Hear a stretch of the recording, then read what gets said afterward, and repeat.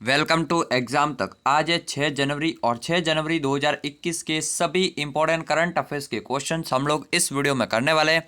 तो आप लोग इस कंप्लीट वीडियो को एंड तक जरूर से देखिएगा। लास्ट में मैं आपसे क्वेश्चन पूछूंगा जिसका आंसर आपको कमेंट बॉक्स में करना है। तो चलिए शुरू करते हैं आज का वीडियो।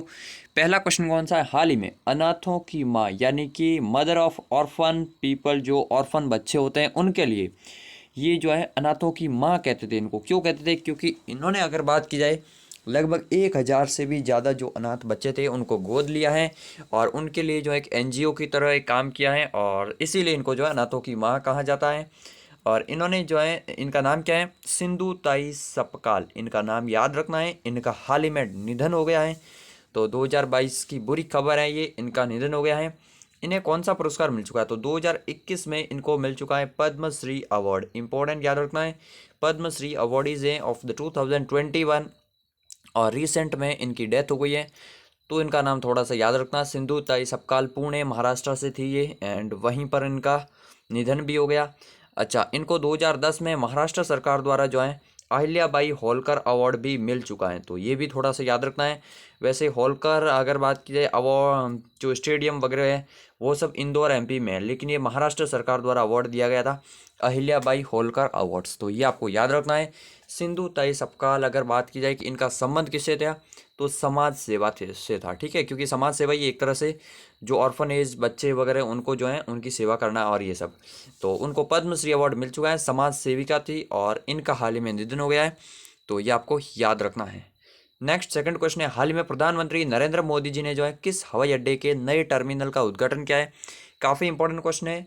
लगभग अगर बात की 400 करोड़ रुपए की ये परियोजना थी और यहाँ पर एक नया टर्मिनल बनाया गया है महाराजा वीर विक्रम हवाई अड्डे पर। महाराजा वीर विक्रम एयरपोर्ट पर जो है ये नया टर्मिनल होने वाला है, आपको याद रखना। ठीक है, अगर बात की जाए इस एयरपोर्ट की तो ये कहाँ पर स्थित है?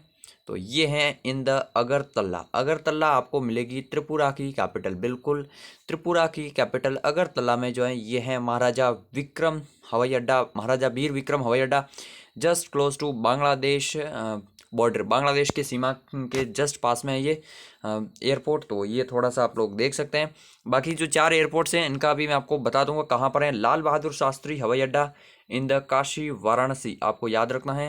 एंड फिर अगर बात करें जेवर हवाई अड्डा, ये तो इसका उद्घाटन हुआ है रिसेंट में, तो ये नोएडा में बनने वाला है, एनसीआर दिल्ली में। फिर ये तो मैंने आपको बता दिया अगरतला में है। और ये सरदार पटेल हवाई अड्डा ये मिलेगा आपको इन द अहमदाबाद गुजरात। ठीक है, तो ये सभी के सभी आपको नाम याद रखने हैं, काफ़ी ज़्यादा इंपॉर्टेंट है ये चारों के चारों एयरपोर्ट्स। इसके अलावा अगर बात करें त्रिपुरा की, तो त्रिपुरा की सीएम कौन है? विप्लव देव जो है ये अभी सीएम है त्रिपुरा के, आपको याद रखना है। ठीक है, नेक्स्ट अगर बात की जाए यहाँ पर जो है आगे बढ़ने से पहले ये मैं आपको त्रिपुरा का मैप बता दूं, वैसे काफ़ी बार बताया है। 3 ओर से बांग्लादेश से घिरा हुआ भारत का एकमात्र कौन सा राज्य है? तो ये है त्रिपुरा। आप इस मैप में देख पाएंगे ये जो ना त्रिपुरा इस तरह से जो है ये 3 ओर से बांग्लादेश से घिरा हुआ है स्टेट, आप लोग देख पाएंगे। और यहाँ पर स्टेट में अगर बात करें 2 स्टेट के साथ ये बॉर्डर शेयर करता है। कौन से 2 स्टेट है? एक तो मणिपुर है और एक है असम। असम बिल्कुल यहाँ तक आता है नीचे तक, तो ये असम हो गया और ये मणिपुर। 2 स्टेट और एक देश, बांग्लादेश से तो 3 ओर से घिरा हुआ है त्रिपुरा, आप लोग देख पाएंगे। यहाँ पर काफ़ी लंबा बॉर्डर है और ये जो है त्रिपुरा है, आप लोग यहाँ पर देख पाएंगे। अगर बात करें नॉर्थ स्टेट के 7 सिस्टर में कौन से स्टेट शामिल है, आपको याद नहीं है अभी भी मैप प्रॉपरली, तो मैं बहुत जल्दी वीडियो बना दूंगा इंडिया के सभी स्टेट्स आपको मैप से याद करवाऊंगा। यहाँ पर सबसे ऊपर मिलेगा आपको अरुणाचल प्रदेश, फिर नागालैंड, मणिपुर और मिजोरम। यहाँ पर है त्रिपुरा, बीच में असम है, मेघालय है। तो ये 7 सिस्टर हैं। बाकी सिक्किम जो है ऊपर हैं लेकिन ये 7 सिस्टर में शामिल नहीं है। वेस्ट बंगाल भी यहाँ तक आता है। तो ये बस था त्रिपुरा के बारे में थोड़ी सी डिटेल्स। नेक्स्ट है, हाल ही में किस राज्य का गंजम डिस्ट्रिक्ट जो है बाल विवाह मुक्त, यानी कि अगर बात की जाए चाइल्ड मैरिज फ्री हो चुका है कम्प्लीटली। अब वहाँ पर जो है पिछले 2-3 सालों में एक भी चाइल्ड मैरिज जो है रिपोर्ट नहीं किया गया है। ये उड़ीसा में एक डिस्ट्रिक्ट है गंजम डिस्ट्रिक्ट, तो ये थोड़ा सा आपको याद रखना है। अगर हद से हद क्वेश्चन पूछेगा तो यहाँ से ऐसा ही क्वेश्चन बनेगा कि हाल ही में जो है बाल विवाह को लेकर जो चर्चा में था डिस्ट्रिक्ट गंजम, ये किस राज्य का है? तो ये उड़ीसा राज्य का है। ये आपको थोड़ा सा याद रखना है इसके बारे में। बाकी तो आपको पता होगा जो 18 ईयर से कम महिलाएं और जो 21 साल से कम पुरुष हैं उनकी शादी होने पर जो है उसको बाल विवाह के तौर पर कंसिडर किया जाता है। और इसको सरकार रोकने की कोशिश करती है। जो लोकल स्तर पर काम होता है वो ज़्यादा इफेक्टिव होता है इस मामले में, क्योंकि सेंट्रल गवर्नमेंट काम करती है, बट ये सब लोकल लेवल पर जितना एडमिनिस्ट्रेशन अच्छे से इफेक्टिव वर्क करता है वहाँ पर उतने अच्छे रिजल्ट्स देखने को मिलते हैं। तो ये गंजाम डिस्ट्रिक्ट आपको याद रखना, in the state of Orissa. Orissa की अगर बात की जाए, यहाँ पर जो है नवीन पटनायक साहब सीएम है अभी वर्तमान में, और गणेशी लाल जो हैं ये हैं राज्यपाल। ठीक है, भुवनेश्वर उड़ीसा की कैपिटल मिलेगी, जहां पर हॉकी का वर्ल्ड कप हुआ था 2018 में, और 2023 में भी यहीं पर होने वाला है। वैसे जीके ई बुक और करंट अफेयर्स दोनों ई बुक तैयार हो रही है, 10 तारीख और 15 तारीख को दोनों अवेलेबल हो जाएगी। तो आप लोग कमेंट बॉक्स में कमेंट जरूर करना कि आप लोग एक्साइटेड हो जीके ई बुक स्पेशली सभी एग्जाम के लिए आने वाले, जो RRB, NTPC, railway, group D और एसएससी के तो हर एग्जाम के लिए इंपॉर्टेंट है। ये मैं आपको बता दूं, एसएससी, सीजीएल, सीएचएसएल के लिए तो मोस्ट इंपॉर्टेंट है। तो बहुत जल्दी मैं टॉपिक ऐड कर लिए लगभग, बस उसको थोड़ा सा फाइनलाइज कस्टमाइज कर रहा हूँ, तो बहुत जल्दी अवेलेबल हो जाएगी। ठीक है, अब अगर बात किया उड़ीसा की, दो नेशनल पार्क आपको याद रखने हैं, एक तो भीतरकनिका नेशनल पार्क है एंड एक है सिमलीपाल नेशनल पार्क। ये दोनों के दोनों आपको याद रखना है। ठीक है, एंड इसके अलावा चिल्का लेक आपको याद रखना, जो कि भारत की सबसे बड़ी लेक भी है, सबसे बड़ी खारे पानी की भी लेक है, in the coast of bay of Bengal, Bengal की खाड़ी के जस्ट पास में है। जगन्नाथ मंदिर कहाँ पर है आपको याद रखना है, ये पूरी उड़ीसा में है, काफ़ी इंपॉर्टेंट है। वैसे भारत के सभी मंदिर भी मैंने पीडीएफ में डाल दिए हैं, तो जो पोस्ट एग्जाम तक की वेबसाइट पर है उन सभी की पीडीएफ तो मिलेगी। काफ़ी सारे जो एक्स्ट्रा जो इंपॉर्टेंट टॉपिक हैं जो वेबसाइट पर तो बाद में आएंगे, लेकिन वहाँ पर ऑलरेडी आपको एक साथ में मिल जाएंगे। नेक्स्ट है, हाल ही में एच एस शर्मा का निधन हो गया है। इंपॉर्टेंट है इनका नाम भी, एच एस शर्मा जो है ये थे भारतीय नौसेना के अधिकारी, बहुत ही इंपॉर्टेंट, वाइस एडमिरल की पोस्ट से रिटायर्ड हुए हैं। 1971 का जो वॉर हुआ था, इंडो पाक वॉर, जहां पर नौसेना ने पहली बार जो है बहुत ही अच्छा प्रदर्शन किया था कराची पोर्ट को तबाह करके, और उस युद्ध में जो है अगर बात की जाए तो काफ़ी अच्छा इनका जो है योगदान था एच एस शर्मा का। इनका नाम याद रखना, उड़ीसा से थे ये, और लगभग 100 वर्ष की इनकी उम्र हो चुकी है, और अभी इनका निधन हो गया है। आपको याद रखना है, परम विशिष्ट सेवा मेडल से सम्मानित हो चुके हैं, और रिसेंट में जो है इन्होंने अपना 100th बर्थडे भी सेलिब्रेट किया था, इनका निधन हो गया। तो इनसे संबंधित ये याद रखना कि भारतीय नौसेना के अधिकारी थे, 71 के वॉर में ये हिस्सा ले चुके हैं। 71 का जब वॉर हुआ तो पूर्वी बेड़े जो ईस्टर्न कमांड था वहाँ पर फ्लैग ऑफिसर कमांडिंग थे ये, और एच एस शर्मा इनका नाम याद रखना है। अच्छा, अगर बात की जाए 1971 वॉर की, उस समय हमारे प्रधानमंत्री कौन थे, इंदिरा गांधी जी प्रधानमंत्री थी, आपको याद रखना है। नेक्स्ट है, हाल ही में कहाँ पर लोसर महोत्सव सेलिब्रेट किया गया, तो लोसर महोत्सव कहाँ पर सेलिब्रेट किया गया, ये किया गया लद्दाख में। एसएससी का one of the favourite question आप लोग नोट कर लो, पूछा जाएगा क्वेश्चन, लोसर महोत्सव किस राज्य से संबंधित है, ये है लद्दाख से संबंधित, रिसेंट में मनाया गया है।